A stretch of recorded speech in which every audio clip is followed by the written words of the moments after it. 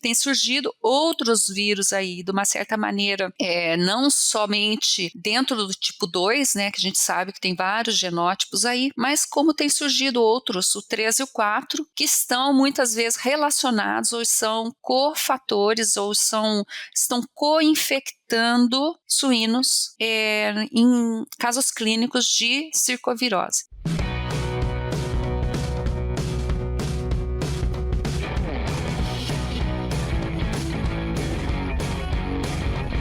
Eu sou o Geraldo Alberton, host da área de sanidade deste programa.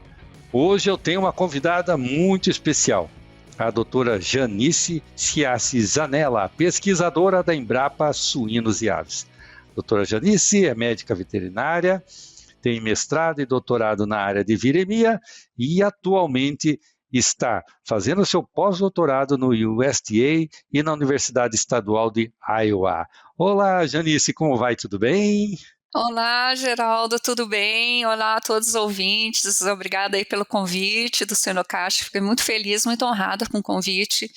É sempre um prazer poder falar, né, de uma forma assim, tão descontraída, né, e falar de assuntos importantes aí, que afetam o dia a dia da suinocultura, né.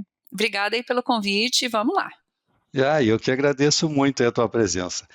Janice, e já que você falou que a gente precisa conversar sobre coisas importantes para a nossa suinocultura, nada tão importante como falar desse bichinho aí que é o PCV, né? Que faz algumas décadas aí está afetando a nossa suinocultura e continua trazendo problema, né? E aí, o que está rolando no campo aqui no Brasil, Janice? Então, a suinocultura brasileira, na verdade, eu sempre falo que a nossa suinocultura está acima da média, né? Acima da curva, né? Porque nós temos alguns problemas, realmente nós temos alguns problemas sanitários, mas problemas que eu posso até dizer que são controláveis, né? Que são problemas que atualmente a gente ainda consegue através de medidas de manejo, medidas de controle como vacinas, e a gente consegue controlar, não que um seja independente do outro. E nós temos sorte de algumas doenças não estarem no Brasil, né? Algumas doenças, principalmente algumas doenças virais de suínos, no caso da síndrome reprodutiva respiratória, a PIRS, né? A PED, né? Que é a diarreia epidêmica, também nós não temos. Mas nós temos outros problemas. E um desses problemas é o circovírus. Né, então, que a gente chama eles de PCV, é Porcine Circovirus, né? Então, é o circovírus, na verdade, o que é mais estudado é o circovírus 2. Recentemente tem surgido outros, né, Geraldo, o circovírus 3, o circovírus 4, esses aí são que causam tão relacionados com doença. Apesar de ter um antigo já, o PCV1, né, que foi identificado muitos anos atrás, lá na década de 70 ainda, em cultivo celular, o pessoal produzindo vacinas, né, vacinas virais, acabou identificando esse vírus aí presente lá nessas células, né. Então, falar um pouquinho só do vírus, porque eu não quero também, né, complicar muito a coisa, é um vírus pequeno, tá? Então, eu só vou falar o que realmente é importante para o nosso podcast, para a gente poder entender o que vem aí para frente. É um vírus pequeno, tá? De DNA circular, fita simples. É um vírus simples, certo? É um dos menor vírus de mamífero é o circovírus suíno. Né, mas ele é um vírus que ele infecta tanto mamíferos quanto aves e peixes também. E o circovírus suíno é um dos mais importantes, porque causa uma doença muito importante, a circovirose ou a síndrome multissistêmica do definhamento. E como eu falei, tem surgido outros vírus aí, de uma certa maneira, não somente dentro do tipo 2, né, que a gente sabe que tem vários genótipos aí, mas como tem surgido outros, o 3 e o 4, que estão muitas vezes relacionados ou são cofatores ou estão co-infectando suínos em casos clínicos de circovirose. Então é uma coisa que a gente precisa realmente tomar cuidado e prestar um pouco atenção no comportamento desses outros circovírus também. A DSM Firmenich pode ajudá-lo a preparar, proteger e apoiar a resiliência dos seus leitões, fornecendo experiência local em suínos e soluções completas e personalizadas para ajudá-lo a concretizar a sua visão. A DSM Firmenich está moldando o futuro dos cuidados com suínos. Mas ainda o mais patogênico é o PCV2. Exatamente. É o circovírus tipo 2, é o vírus mais estudado. Ele tem mais genótipos identificados, ou seja, o que significa ter mais genótipos identificados? São mais variantes, né? Então são como se fossem mais mutantes. Então ele tem, e isso aí, como que isso vai refletir? A gente pode conversar um pouco sobre isso também. Como que isso reflete lá na frente, lá no campo, né? O que a gente tem, o que a gente conhece da doença, o que a gente conhece, o que a gente tem de vacina disponível, vai proteger para esses novos genótipos que estão por aí ou que venham surgir, né?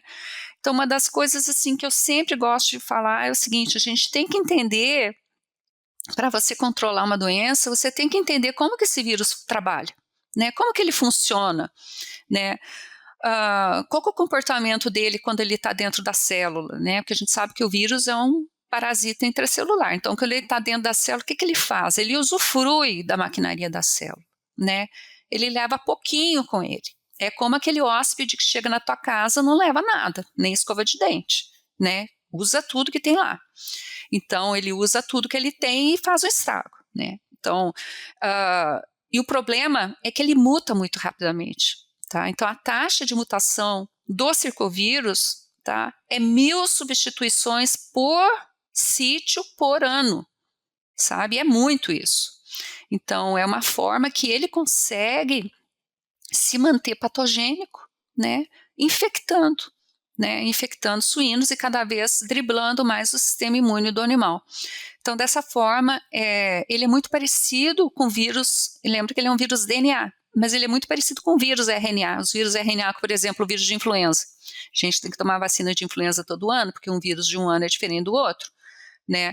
Então, os vírus RNA, eles têm essa característica que a RNA polimerase, que é a enzima que faz cópias, né, do material genético deles, a RNA polimerase, como do vírus da influenza, elas não são tão fiéis, né? Ou seja, elas acabam aceitando as mudanças, as mutações. E o circovírus é parecido, né? Dos vírus DNA, ele é um vírus muito parecido com o vírus RNA por causa disso, por essa constante taxa de incorporação, né, de mudanças, mutação, muta muito rapidamente. Então, essa é uma das coisas que é importante desse vírus também. E o fato de nós termos iniciado aí o processo de vacinação com o genótipo A influenciou o aparecimento, a seleção de outros genótipos? Excelente pergunta. Excelente pergunta. Eu pensei que você ia fazer no final para o pessoal ficar assim escutando. Brincadeira, mas assim, realmente a gente tem que dividir, né, o que a gente sabia da circovirose antes e depois das vacinas, né? Então mudou muito. Antes da vacina, ninguém mais conseguia ouvir falar dos pontos de Madec, né? Então era só o que a gente tinha. Tinha alguma coisa de vacina autógena, que eram os macerados, mas que na verdade davam pouco resultado. Quando surgiram as vacinas, elas para o genótipo PCV2A, como você bem falou, resolveu o problema, entendeu? Resolve. A vacina, o animal vacinado, ele tem uma vantagem muito grande na frente do animal não vacinado, né? Porque tanto que o que a gente tem visto no campo hoje, né, a gente fez um estudo de genotipagem de amostras positivas para PCV2 e não achamos PCV2A, zero, né? Então estudamos vários estados, 8 estados no Brasil, e o que a gente achou? PCV2B na creche e PCV2D na terminação em porcas, ou seja, animais adultos, né? Ou seja, a vacina funciona e funciona muito bem, né? Claro que existem vários trabalhos, tá? Muitos trabalhos assim que o pessoal usa. Por exemplo, vacina para PCV2B e desafia com D. Então, tem vacinas para PCV2A que desafia com B e D. E assim, tem vários trabalhos, inúmeros trabalhos, né? E o que o pessoal chegou à conclusão? Que para todos os animais vacinados com PCV2A, eles levam vantagem frente a outros que não são vacinados. Agora, quando você vacina com o mesmo genótipo, tá, que está desafiando, ou seja, então você vacinou com PCV2B e jogou nesses animais PCV2B, ou seja, é muito melhor, tá, quando é homólogo. Os resultados são muito melhores, principalmente com relação à carga viral, né? Então, assim, mas de toda maneira me perguntam, Janice, mas o PCV2B é muito mais virulento que o PCV2A. Não, não é. Porque você não viu no começo, quando tinha só PCV2A, o estrago que esse vírus fazia, né? Então, assim, com certeza, se o animal ele está protegido para PCV2A e ele vamos supor que surge lá na granja, né? Vai ter. As granjas não são estéreis e vacina não esteriliza o animal, né? Ela oferece uma maneira a mais, né, de proteção. Claro que você precisa todas aquelas medidas de manejo que a gente está cansado de ouvir e de falar, mas a gente tem que reforçar, né? Que é o quê? Limpeza, desinfecção, estresse, né? Misturas, estabilidade imunológica, isso tudo aí a gente sabe. São pontos chaves para controle de doenças na suinocultura. E para circovírus é muito, muito importante, né? Então, assim, a vantagem da gente ter hoje uma vacina comercial, e uma não, né? São várias vacinas comerciais muito boas, né? A gente tem hoje, então a gente tem que pensar que a gente tem que sempre aliar a um bom manejo, inclusive um bom manejo de vacinas, né? Não fracionar a dose, não pular um lote, né? Então, assim, uma boa conservação da vacina e tudo é isso mais, né? Também não vamos também apertar, né, o nosso sistema para que esses que surjam, né, animais de uma certa maneira o que a gente fala de uma infecção subclínica, porque qualquer desvio, qualquer problema que possa haver, esse subclínico ele pode vir a tomar uma forma clínica. E aí, quando aparece um ou outro, é a ponta do iceberg, né? Então, se você for procurar, isso aí pode estar começando um grande problema, né? Então, existem formas de você identificar isso e continuar monitorando, né, Geraldo? Legal. Então, vamos lá. Mas só para a gente concluir com relação a essa questão. Como você apresentou, eu estou vacinando com PCV2A, uma suposição, a vacina que protege só para o A. Vamos imaginar que ela protege para o A e para o B. Mas então, o vírus está por lá, circulando.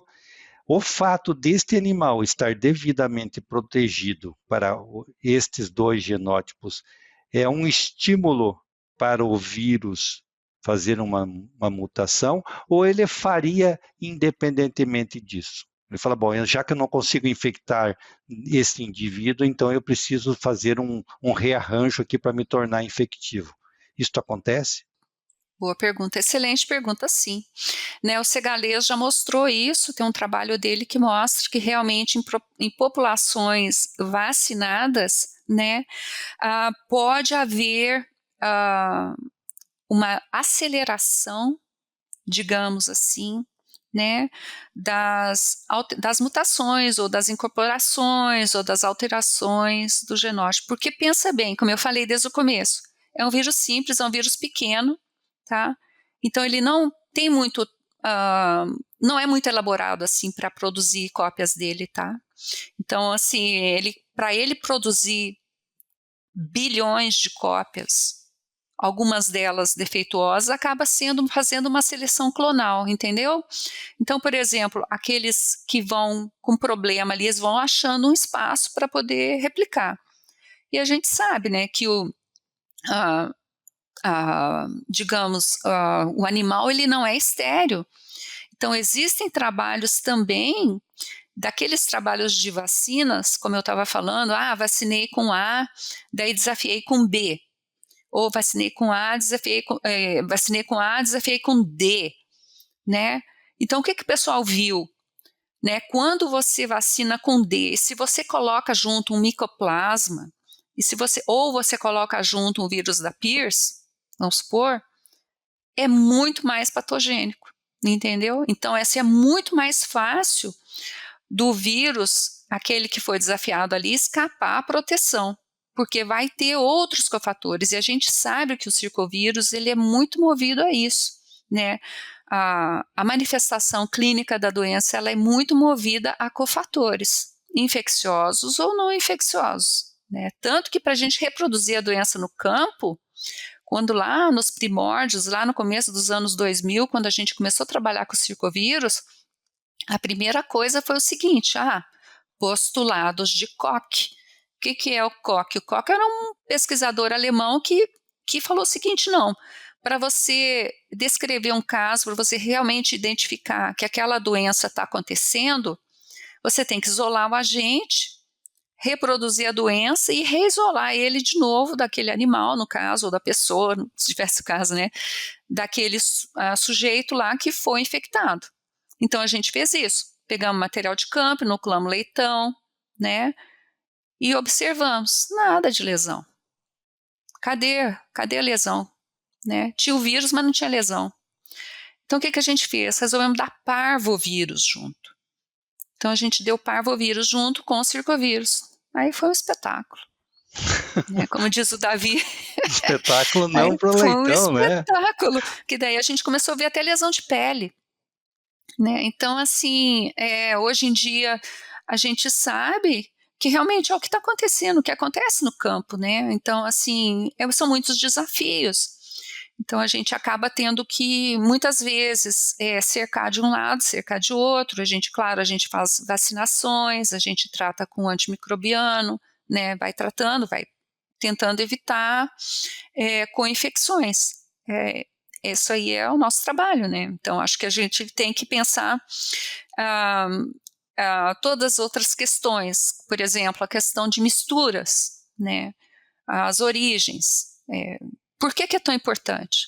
Porque você traz animais com padrões imunológicos totalmente diferentes, né? Tu pode ter filhos ali no crechário, vamos supor, filhos de primíparas, né? Você pode ter animais que lá na origem tinha, de uma certa maneira, bem controlado um problema de diarreia, mas chegou lá na creche ele não consegue controlar.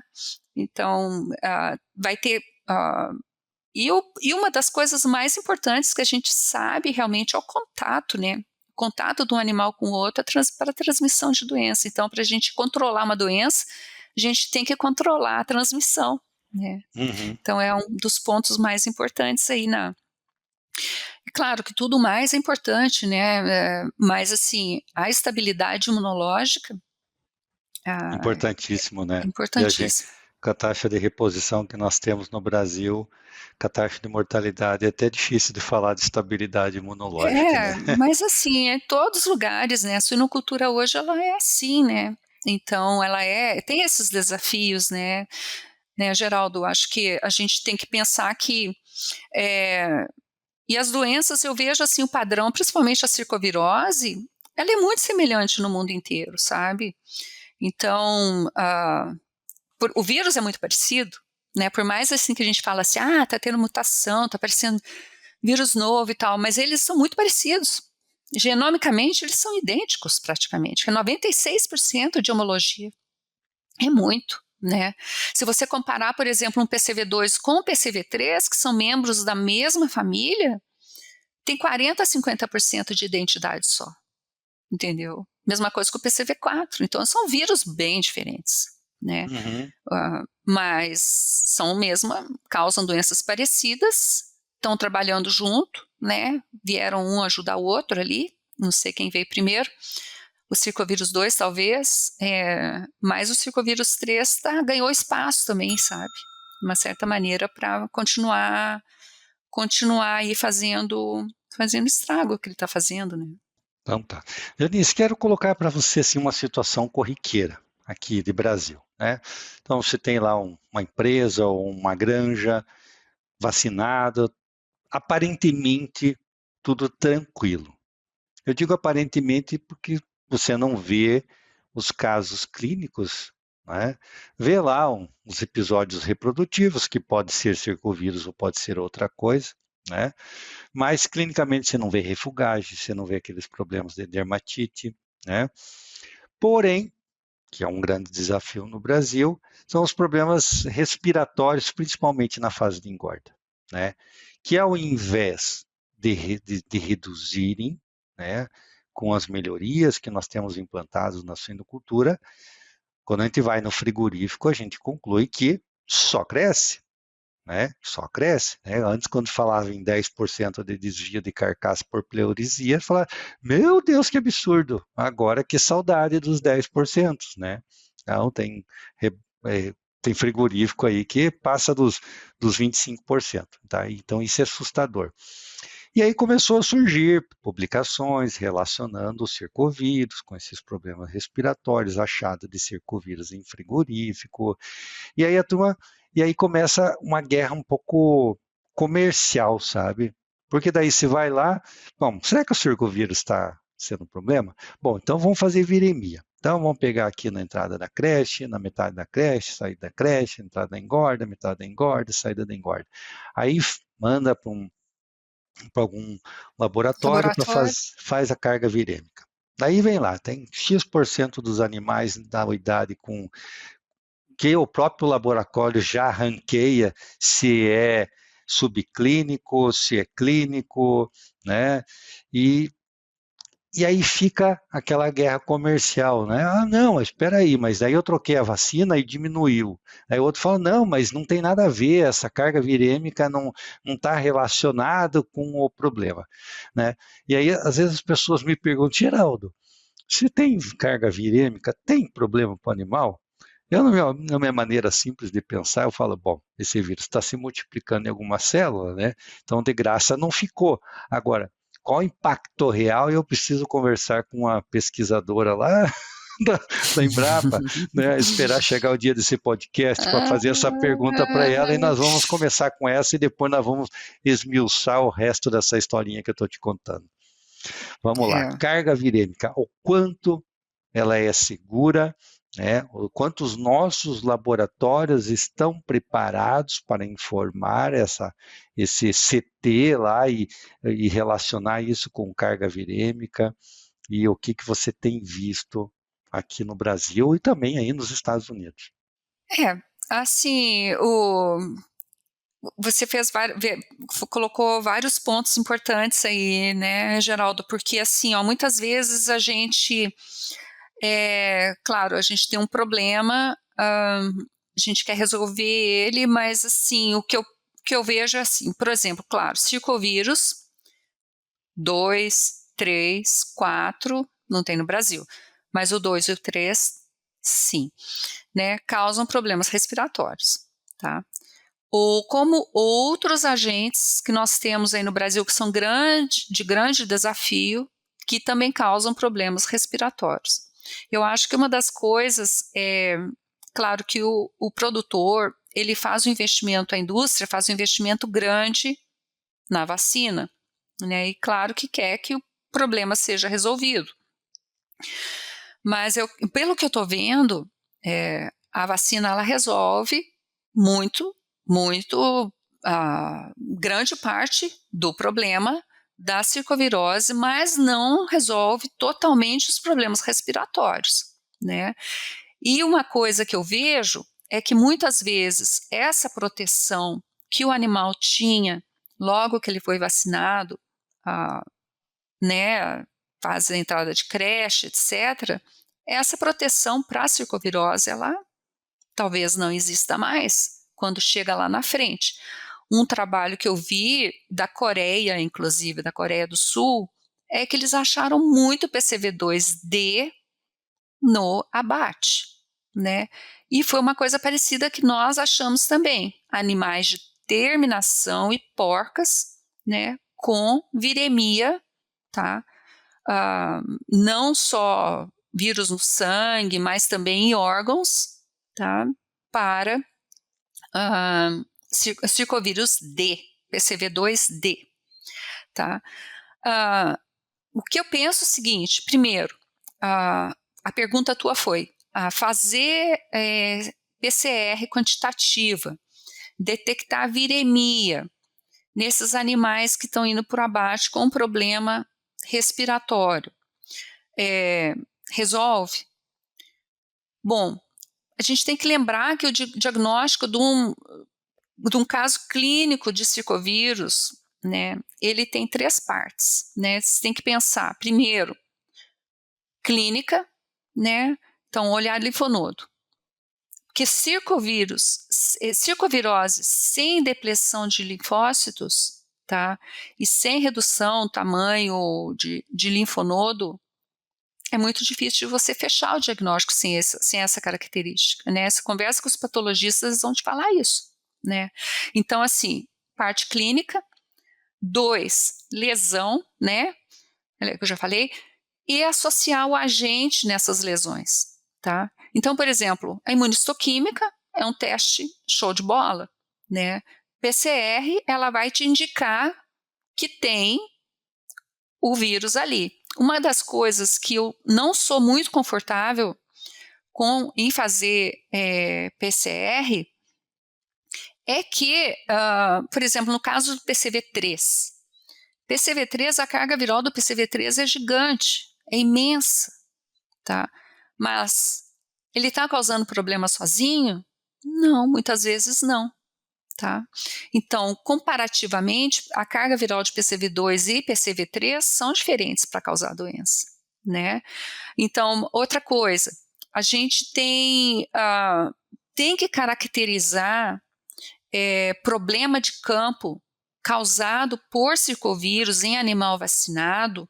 A gente tem que procurar aquela gene para outras proteínas. Então, a gente faz, a maior parte dos nossos PCRs são para a proteína do capsídeo, certo? Então, o que a gente tem que fazer é para a proteína da replicase, da polimerase viral, que é a REP1 ou a ORF1, porque daí você vai identificar vírus de campo, entendeu? Entendeu? Então, a maior parte das vezes a gente não faz isso. Então, é aquela velha e boa necrópsia, né? É você coletar material, coletar os órgãos-alvo e fazer PCR ou imunistoquímica ou hibridização in situ. No caso, o pessoal tem feito muito para PCV3, né? Então, veja agora, com relação aos os nossos laboratórios estão preparados. Eu acredito que sim, para a questão de PCR, sim, mas de repente deveria também, né, fazer uma pesquisa, não colocar isso na rotina, mas pegar essas amostras que são positivas, fazer uma genotipagem, sabe? Eu acho que é interessante fazer uma genotipagem e fazer a carga viral dessa genotipagem. Porque, por exemplo, pode ser, eu identifiquei porque um animal ele pode ter vários vírus circulando, entendeu? Podem estar replicando vários vírus nele. Então, pode ter B, pode ter D, sabe? Então, assim, para você saber. Então, é importante você fazer isso e quantificar. Juntamente, né, com a replicase. Se conseguir fazer uma PCR para replicase também, se tiver disponível, acho que seria fantástico. Mas respondendo a tua pergunta, eu acho que assim, hipoteticamente, estou com problema respiratório, o que eu faço, né? Eu acho que primeiro descarta os usual suspects, né, que eles falam. Não, mas então, talvez deixa eu te perguntar de outra forma, mais simples, né? Então, vamos dizer, problema respiratório todo mundo tem, vamos imaginar que a granja tenha a normalidade, mas há digamos, uma suspeita que a vacina não está segurando o circovírus. Então vamos fazer verificar a carga virêmica em vários pontos, cresce e engorda. E vou ver essa viremia. Então, só estou olhando o que está no sangue, né? Mando para o laboratório para fazer um QPCR, lá um PCR quantitativo, sem especificar nada. Eu só quero um PCR quantitativo de PCV2. Aí vem lá aquele resultado dizendo qual que era a faixa de viremia em cada uma dessas idades. Vamos imaginar que essa viremia esteja alta, esteja 10 a quinta, 10 a sexta, em vários momentos. Uhum. Tá? É possível inferir a partir deste resultado que uma vacina está protegendo mais ou menos? Sim? Não? Olha, Por quê? eu, assim, ó, sem conhecer bem o caso, tá? Eu diria que não. Primeiro, porque você tá com problema clínico, isso eu não me lembro que tu comentou. Tá com Não, problema clínico? independente. Eu não Independente. sei o histórico. Então, o laboratório, na verdade, ele vai dar o resultado do PCR, né?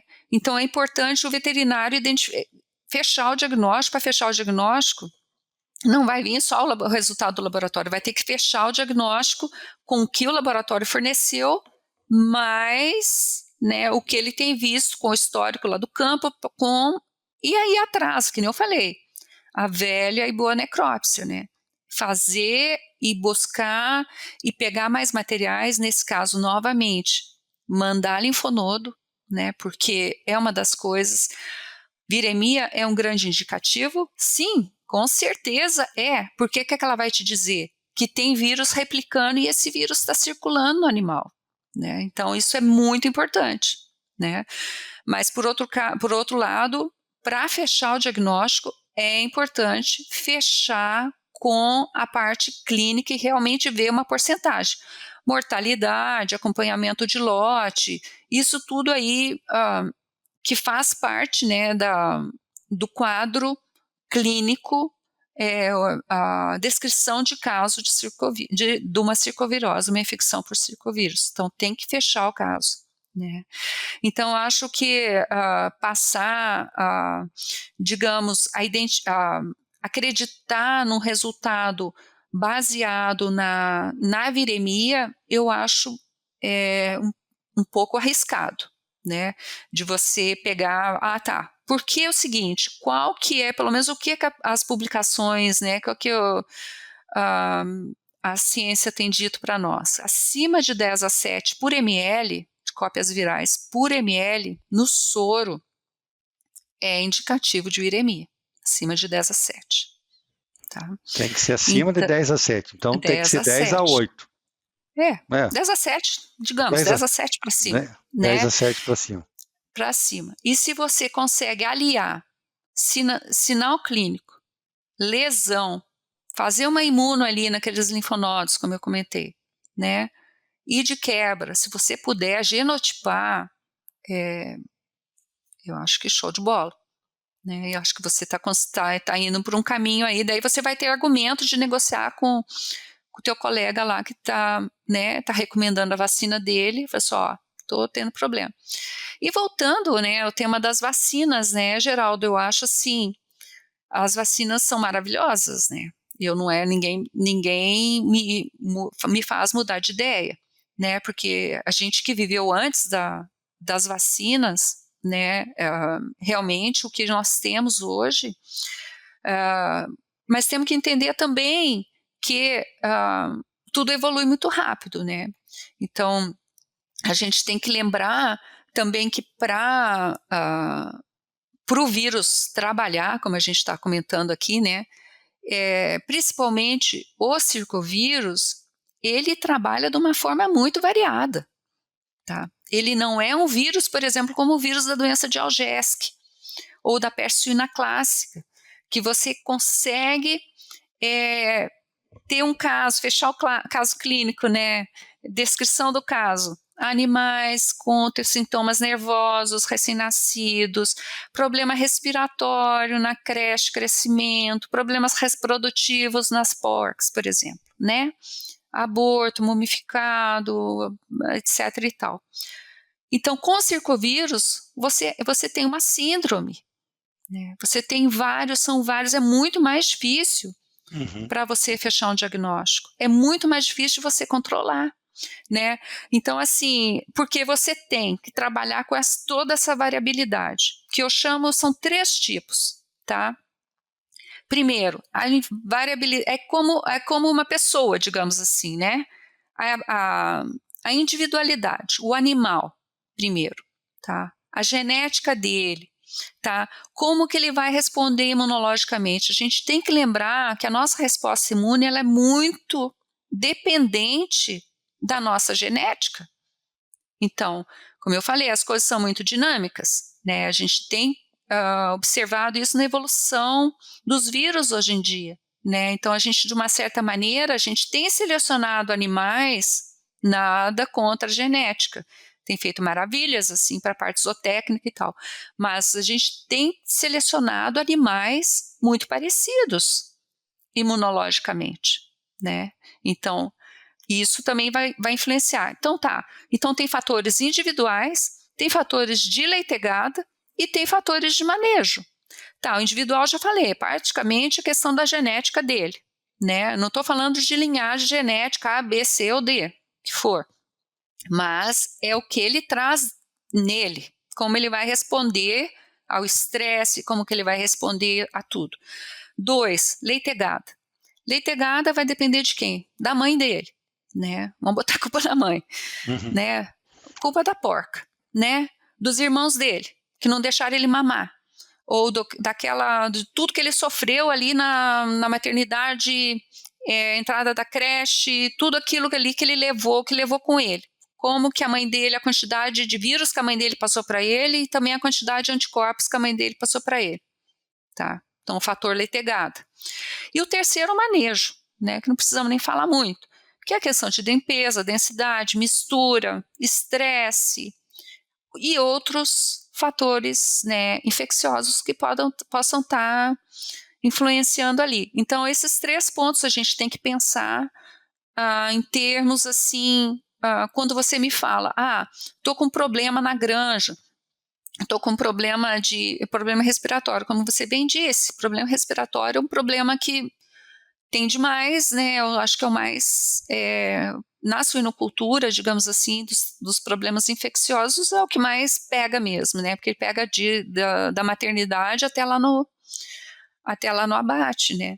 Então, mas dessa maneira eu vejo que a gente teria de pensar de uma forma mais geral assim no controle da circovirose. Legal. Nossa, foi super esclarecedor, né? É aquela velha lição de casa do diagnóstico, né? E principalmente quando se trata de diagnóstico de circovírus, que lá atrás, né, sempre a gente tinha que associar lesão, né, presença do agente e a clínica. E a clínica, né? E se puder marcar o agente ainda na lesão com a imunistoquímica. Ou seja, a viremia é importante, viremia alta acima de 10 a 7 indica uma viremia, mas sozinho é uma informação que fica um pouco estéril, né? Exatamente. Legal. Aí você falou bastante aí de manejo, né? Relembrando aqui o MADEC, né? Eita, como aqueles pontos de MADEC, né, são negligenciados, né? É interessante que quando começou a circovirose, o pessoal falava que existia um fator X, né, que era o fator que era alguma coisa misteriosa que ajudava o circovírus causar a doença, por isso que alguns animais tinham o vírus, mas não tinham a doença, né? E depois, alguns artigos demonstraram que o fator X era o estresse, né? Então, submeter os animais a superlotação, estresse térmico, excesso de temperatura e reproduzir a doença. Mas ainda a gente tem muitos fatores de estresse. Eu vejo em creche, pensando aí a creche como um momento crítico, pensando que está caindo a imunidade passiva, a vacina ainda não está protegendo. O pessoal insiste em praticar no Brasil a uniformização de leitegadas de baias, não mais leitegada. Tem a da leitegada também, mas a de baia. Forma o lote, dali uns dias, 3, 4 dias, já está desuniforme, daí vai lá e troca. Dali uns dias está desuniforme, tipo enxugar gelo, né? E são instalações gigantes, 5.000, 10.000 leitões, ou seja, os funcionários, a hora que terminou de uniformizar a última baia, a primeira lá já está desuniforme. Pensando em circovírus, isso é um prato cheio, né? Sim, com certeza, eu não gosto. Sabe, isso que é uma coisa que me tira o sono, sabe, Geraldo? Isso já me tirou o sono, essa questão da desuniformidade de lote. Porque sempre é uma coisa assim que a gente vê, como eu falei, né? Cada um é cada um, né? Um animal, muitas vezes, ele já nasce refúgio, né? Outros ficam refúgio por causa de doença, etc., outros problemas. Mas, por exemplo, de uma certa maneira, você vai misturando. Se você trabalha, entende um pouco de comportamento animal, você vê que isso, até com relação a porcas, né? Gestação coletiva, tudo isso aí. Usando esse exemplo das porcas de gestação coletiva, né? Sempre vai ter aquela mais tímida, aquela mais nova, aquela mais fraca, e sempre vão ter aquelas que realmente vão fazer bullying, né? Os Que vão ser dominantes. aquelas que são dominantes, que vão querer, digamos, de uma certa maneira, ou comer mais, mas claro que existem hoje maneiras de contornar essa situação, né? Mas, por exemplo, sempre vão ter aquelas que vão bater e, infelizmente, os que vão apanhar, né?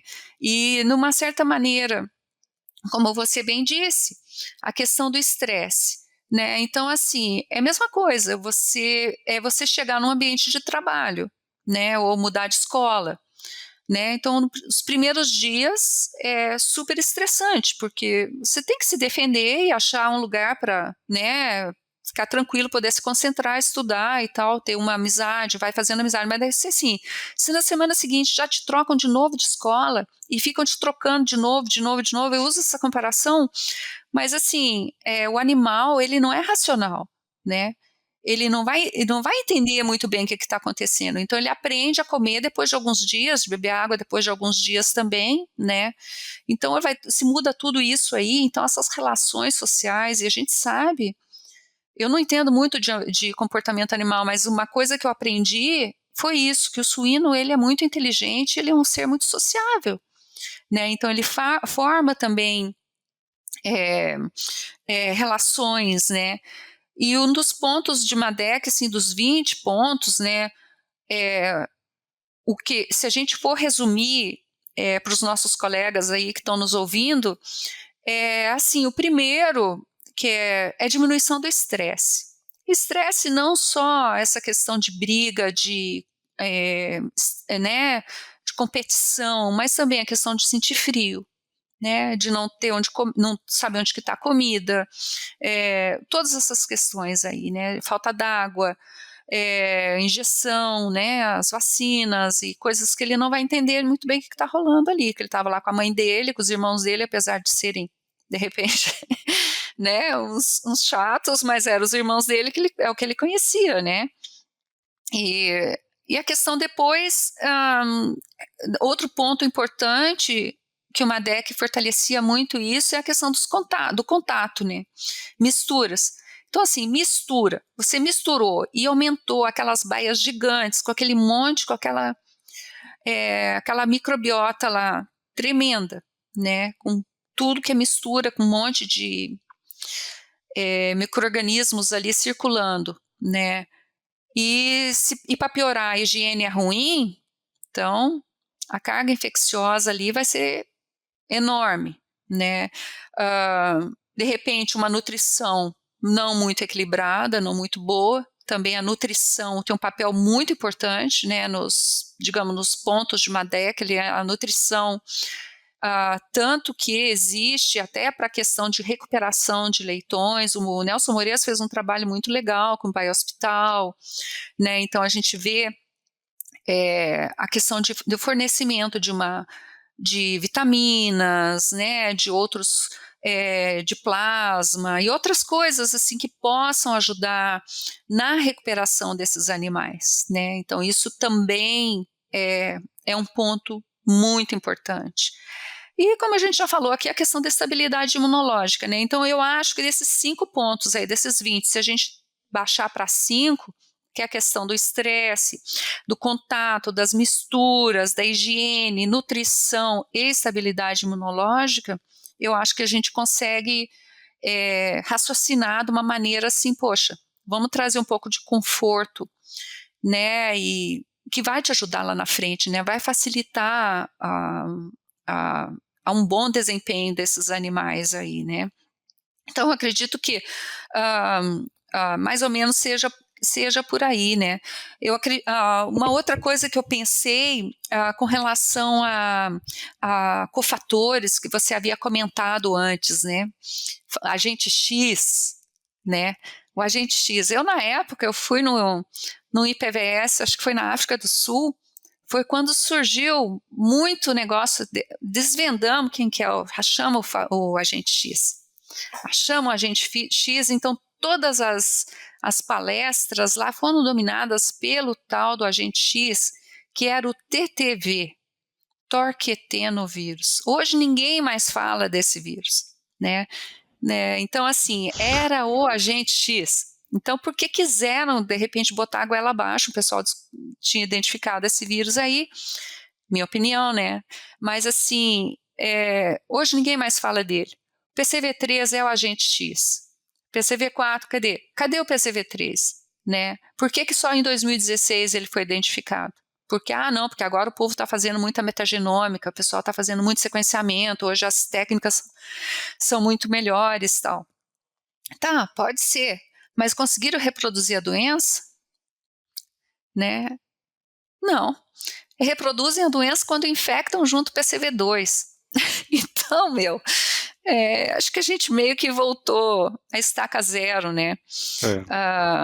Mas assim, eu gosto de, que nem eles falam aqui nos Estados Unidos, né? Play safe, né? Eu gosto de grudar com aquilo que a ciência tem mostrado, né? E que realmente circovírus tipo 2 causa doença, né? E vacina protege, mas ela sozinha a gente precisa, né? Que não é a bala de prata, né? O que todo mundo fala.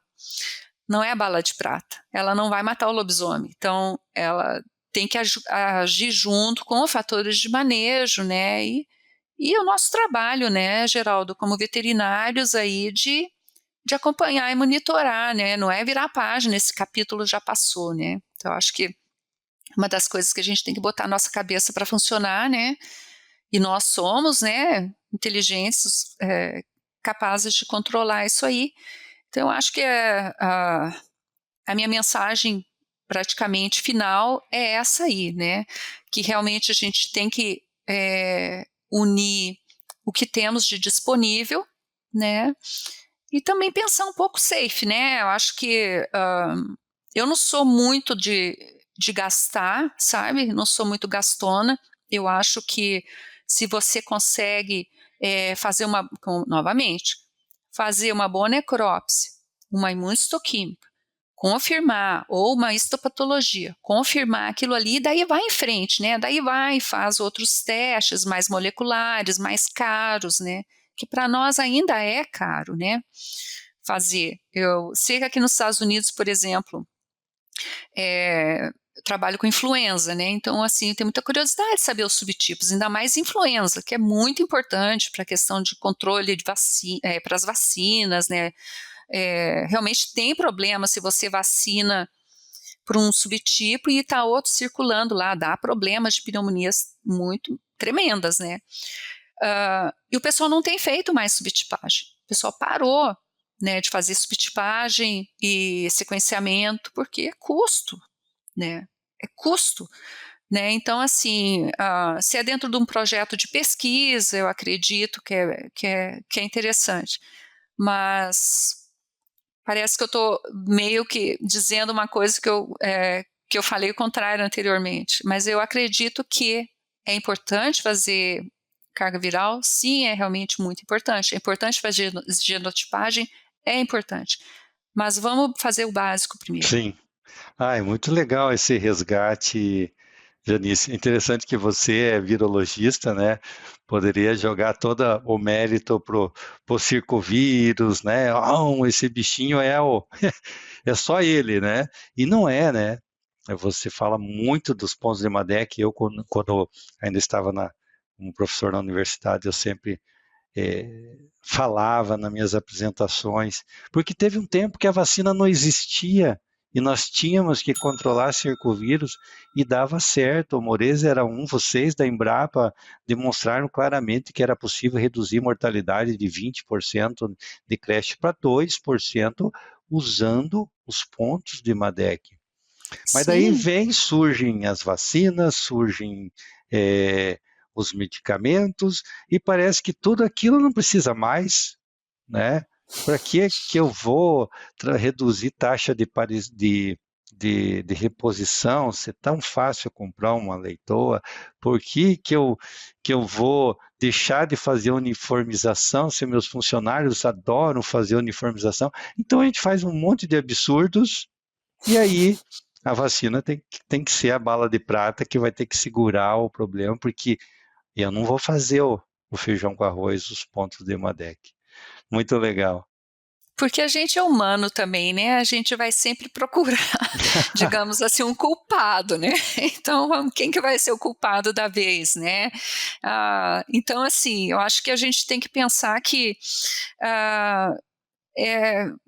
assim, uma coisa que me preocupa, sabe, Geraldo, é a seguinte, pode até me chamar um pouco de moda antiga, mas eu acho assim que às vezes a gente esquece do básico, sabe? A gente esquece do básico, aquilo que a gente aprendeu lá atrás.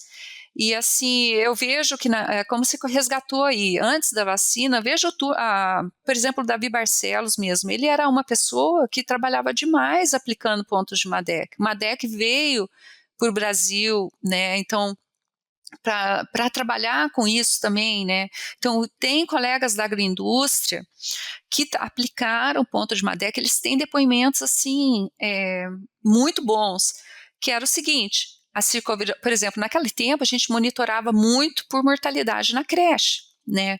Então, por exemplo, era um ponto que eles monitoravam demais. Aplicava os pontos de Madec por um tempo, tá? Beleza, a mortalidade caía. Depois relaxava um pouco, e eles têm, então até eu lembro uma apresentação de um colega nosso, que ele falou assim que parecia a letra M, assim, de Madec, sabe? Então, assim, a mortalidade estava indo, aplicava os pontos, caía. Aí quando dava uma relaxada, subia a outra partezinha da letra M, sabe? Depois aplicava de novo, caía. Então, assim, é comprovado, né? A gente tem experiências no Brasil que funcionaram. Mas é como eu falei, fazer as coisas junto, né? Aplicar o que a gente tem de disponível e com certeza, né?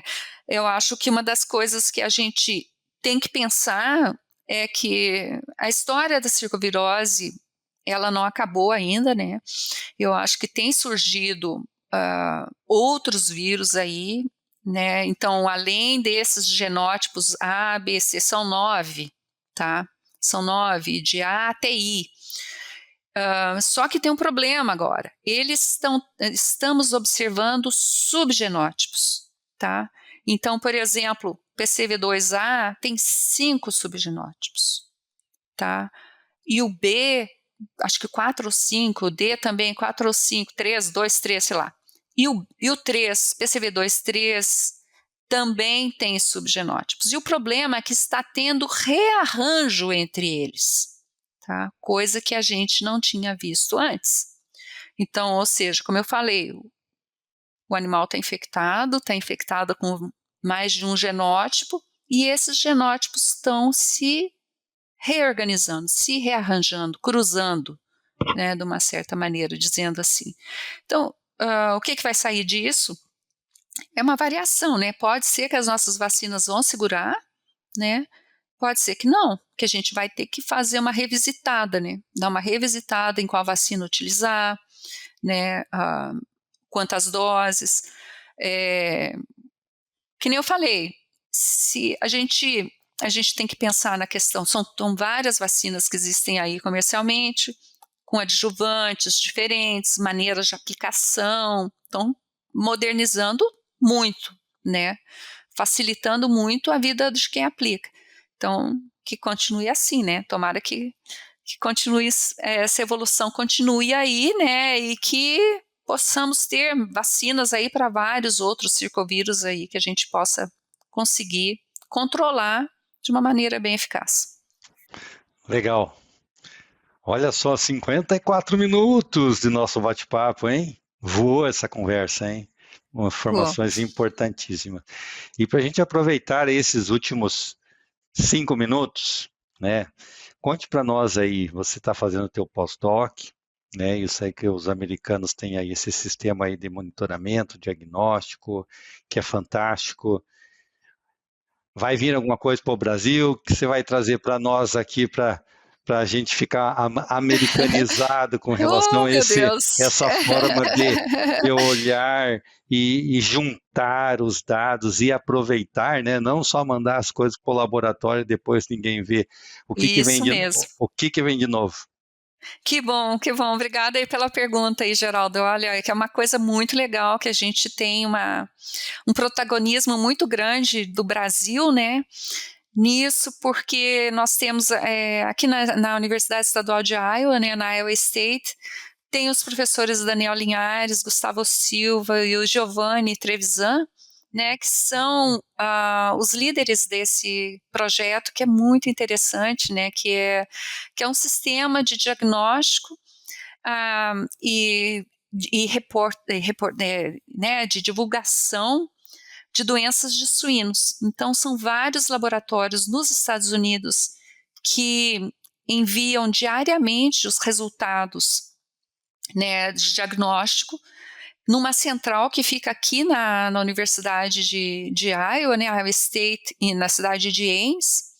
E a partir daí, através de um programa que eles desenvolveram aqui também, eles montam, né, tem o Guilherme César, que é o responsável por esse projeto aqui, que é um estudante de PhD. Então, eles montam relatórios mensais, né? Antes disso, passa por um comitê consultor, que são pessoas, veterinários de campo, que analisam esses resultados. Então, e depois disso é feito toda uma comunicação. E assim, para alegria nossa, né, a gente eles nos receberam aqui muito bem e a gente já é parte desse projeto também desenvolvendo no Brasil. A gente está começando com o laboratório do CEDISA, que é lá na Embrapa Suínos e Aves, né? Então a gente já está com o piloto montado. A gente começou com micoplasma, né? E com micoplasma e o pneumônio, principalmente por causa da questão da casuística, né? Que tem um número de resultados bem legal. E a gente está em parceria aí da Embrapa, com o FMG e o CEDISA já com esse piloto. E a gente vai lançar o projeto aí, fazer o lançamento do CD, né, digamos assim. A gente vai lançar o projeto no Sinsui em 2025, em maio. Então a gente vai fazer uma apresentação lá, dar uma palhinha lá depois da apresentação do Giovanni. A gente vai fazer essa apresentação aí do nosso projeto, como que a gente está rodando. E a gente quer muito a participação de mais laboratórios do Brasil e também a participação de todos aí na análise desses resultados. Por quê? Porque são resultados que já estão ali, como você disse, né? Vão ser anônimos, então a gente vai ter um quadro da suinocultura no Brasil, né? Então, em vez de você fazer, por exemplo, eu quero saber a ocorrência da influenza em Santa Catarina, por exemplo, né? Dessa maneira você vai saber o que está acontecendo no Brasil inteiro, né? E de uma certa maneira ao longo do ano. Então você pode fazer, por exemplo, esses resultados de micoplasma a gente tem desde que o CEDISA começou a fazer PCR, né? De muitos anos atrás. Então, dessa maneira, a gente consegue trabalhar com dados retrospectivos e, de uma certa maneira, a gente também pode prospectar o que está vindo aí para frente, né? Então, por exemplo, é bom para todo mundo, né? É bom para quem está no campo, lidando diariamente. É bom para as farmacêuticas que vão saber, por exemplo, como que está o desafio. É bom para as empresas que vendem material para diagnóstico, porque sabe da demanda que está ocorrendo. Bom para os laboratórios de diagnóstico, né? E para a sanidade de suínos, né? Então, Com de uma certa certeza. maneira, a gente vai ter uma visão até para a questão de controle e erradicação de doenças, né? Sabe, eu quero erradicar, vamos supor, eu quero erradicar micoplasma, né? Então, quando que é sazonal? Quando é que está acontecendo mais, né? Então, assim, a gente sabe, por exemplo, influenza é muito sazonal, né? Então, assim, de uma certa maneira, a gente vai saber, vai ter informações, né? Tem informações de onde está vindo, qual material, né? Porque daí a gente vai saber, devo mandar órgãos, devo mandar soro, devo mandar fluido oral, sei lá, entendeu? Então, dessa maneira, então, assim, fechando, né? A gente vai ter muita informação aí de graça, né? Disponível, online, através também de lives, podcasts, reports, né? Tudo isso aí a gente vai estar disponibilizando. Meu Deus, que notícia boa, hein? Meu Deus, isso é fantástico. Eu certamente vou utilizar bastante esse sistema. Que legal. Opa! Janise, que satisfação conversar contigo, né? Sabe que a suinocultura, ela tem uma gratidão muito grande ao trabalho que vocês executam na Embrapa Suínos e Aves, né? A Embrapa Suínos e Aves é a queridinha do Brasil pelo trabalho fantástico que faz, e você representa aí muito bem esse time, e com esse trabalho fantástico aí nos Estados Unidos, né? Tomara que dê certo e que esse projeto aí rode 100% no Brasil, tá? Muito obrigado pela tua participação.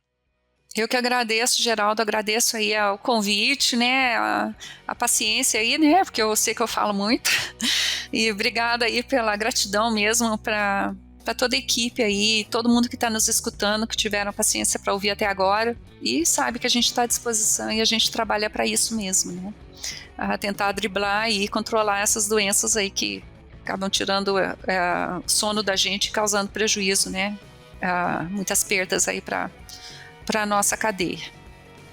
Muito obrigado, um grande abraço. E a todos os nossos ouvintes, um grande abraço e obrigado pela participação nesse mais um episódio do SuinoCast.